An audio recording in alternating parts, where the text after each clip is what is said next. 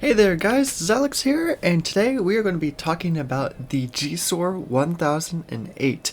This tank is incredible. You will get games where you're absolutely trash, and then you will just games where you just wreck everything in front of you. Now, this is the first British tank destroyer that is an autoloader. This thing holds 4 in the clip.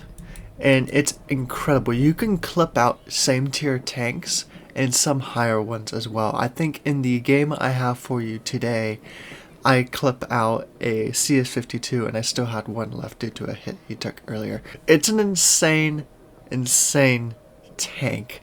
So yeah, let's talk a bit about its firepower here. So, its standard rounds has really decent damage and decent penetration values. You're not going to notice that you're going to have to switch to APCR that often in this tank, thankfully. When you're running into tier 10s and whatnot, you're going to be wanting to use APCR. So I have just a couple clips of that loaded. But due to the significant reload time on this tank of a whopping 42.91 seconds with my ventilation in the firepower slot. Yeah, it's incredible, and you're going to notice that in the game today. Loading HE is just, you don't need it, dude. You don't. I mean, you're going to be able to one-shot, two-shot artillery with your standard and APCR. You really don't need to use any other rounds in this tank. Moving to equipment. So, this is the setup that I am currently running. Now, I do not know if this is the best setup just yet, but this is what I am currently running. So I have vents in the firepower slot, I got coated optics, and I got improved aiming. Now you can obviously flip these around, whichever one you want, firepower slot. The other thing too, is that with this improved aiming device here, I used to have a turbocharger. And for some reason, there's a noticeable difference, even though this vehicle has a top speed of 60. Now, just know with this vehicle, it's going to rarely hit that top speed. It's only going to really hit it if you're going down a slope. For some reason, it's got a weird problem of sticking around 50 or so on flat ground. But I think that's due to its really bad acceleration. I'm not a engine person, so I can't really explain these values too much here. It's got decent concealment, coated optics, bringing up that view range really nicely. So I would definitely recommend those because you want to be able to shoot whatever you can to get that advantage, because this tank in close quarters can struggle. You want to keep tanks at medium range. Alright, moving out and go talk about the armor here.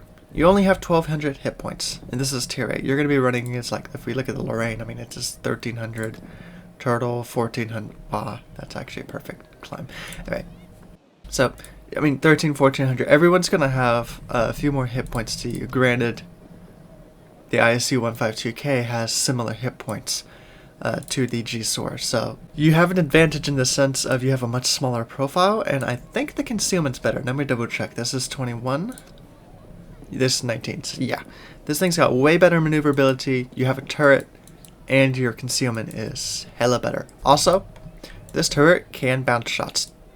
A lot of people are going to pen you right where this guy is, and if they manage to hit these flat pieces where the kind of semi-cupolas are, so keep that in mind. Also, they're going to be able to pen you no matter what from the rear. And this whole armor, don't expect it to bounce anything. The only thing you're going to truly potentially bounce is on these slopes here. Maybe up here as well. And that's due to this 152 millimeters of thickness in the armor here. So, yeah, peek, don't completely literally poke. You do not want to expose this body. But anyway, let's jump into some gameplay, and I'll show you how some of this works. One thing to mention, this is the final video of 2020 here, so this is the last tanks video, I should say, of 2020. So just know when this video comes out, this is coming out at 11 a.m. Eastern time. I am going to be streaming down on Twitch at 10 p.m. Eastern tonight, doing Gary's Mod shenanigans with my personal Discord and friends. So feel free to come hang out. I'll put the link in the description to that channel. Anyway, I hope to see y'all there tonight. If not, have a happy new year, and I'll see y'all in the next one. Later.